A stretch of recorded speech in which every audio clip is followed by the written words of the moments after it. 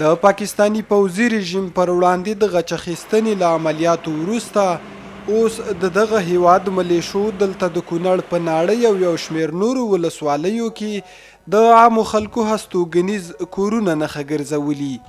د وړمې شپې په جګړه کې له درنې مرګ ژوبلې لیدلو وروسته اوس دلته د ناړۍ ولسوالۍ په دوکلام او ارنوي سیمه کې پاکستانیو ځواکونو خپل نظامی تاسیسات خوشي کړي او د امنیتي مسؤلینو په وینا چې د غرونو له دغه لوړو څوکو اوس د ناړۍ ولسوالۍ د عامه خلکو کورونه او عامه وګړي په نښه کوي.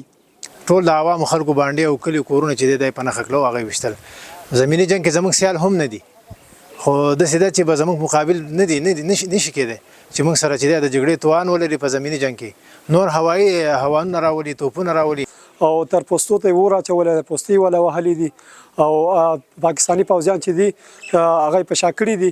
افغان ځواکونو تل ګټلي ده الحمدلله، اوس هم انشاءالله بریالي دي.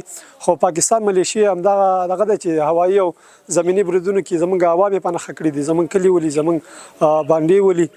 د پاکستانیو ملیشو پر پوستو د غچ اخیستنې له بریالیو عملیاتو راستانه شوي دفاعي ځواکونه لا هم ګوته په ماشه ولاړ دي.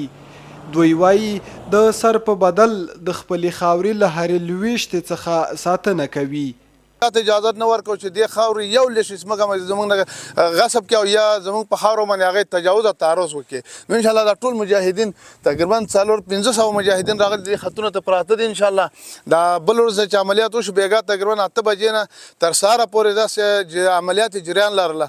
ډېر پوستې تقریبا 15-16 پورې پوستې په دې کونړ ډېر لیوا مربوط ټول پوستې فتح شوي دي او څه اسیران هم زموږ لاس کې دي، غنیمتونه هم زموږ لاس کې دي. انشاءالله زموږ خو ګاونډي هېوادونو ته دا پیغام دی چې د افغانستان خاوره د چا په خلاف نه استعمالیږي، مګر که څوک زموږ خاورې ته په سپکه وګوري نو انشاءالله موږ به دغه خلکو ته یو غاښ ماتونکی جواب ورکوو. لکه څنګه چې بېګا 8 بجې په دغه ټول سرحداتو باندې جنګ شروع شوی او دښمن ته مې یو ښه غاښ ماتونکی ګزار ورکړ او د آینده دپاره که زموږ خاورې ته څوک په سپکه وګوري انشاءالله د دې نه به سخت جواب موږ ورکوو.